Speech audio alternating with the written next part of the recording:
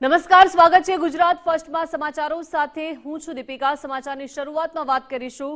આજે દેશભરમાં નીટની પરીક્ષા યોજાશે। 12મેના રોજ રદ થયેલ પરીક્ષા આજે લેવામાં આવશે। 11 કલાકે વિદ્યાર્થીઓને પ્રવેશ આપવાની શરૂઆત હવે થવાની છે। ગુજરાતમાં 78,000 વિદ્યાર્થીઓ પરીક્ષા આપશે।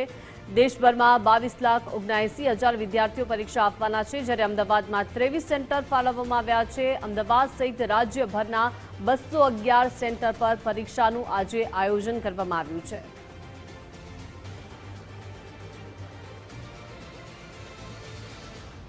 વધુ વિગતો સાથે સંવાદદાતા દેવનાથ જોડાઈ ગયા છે। દેવનાથ, આજે દેશભરમાં નીટની પરીક્ષાનું આયોજન કરવામાં આવ્યું છે। જે મે મહિનામાં પરીક્ષા રદ થઈ હતી, હવે રી એક્ઝામ આપી રહ્યા છે। તંત્રની પણ આ એક પરીક્ષા છે, કેવી વ્યવસ્થાઓ છે?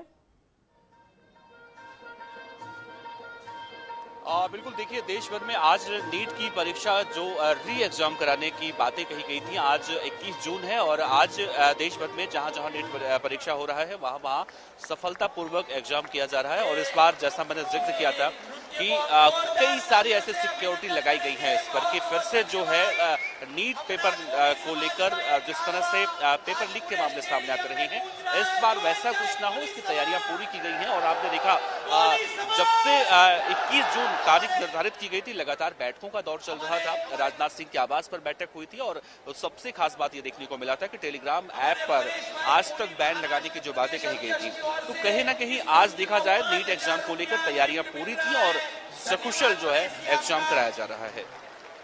जी देवनाथ, आभार विगत સાથે જોડાયા તે બદલ।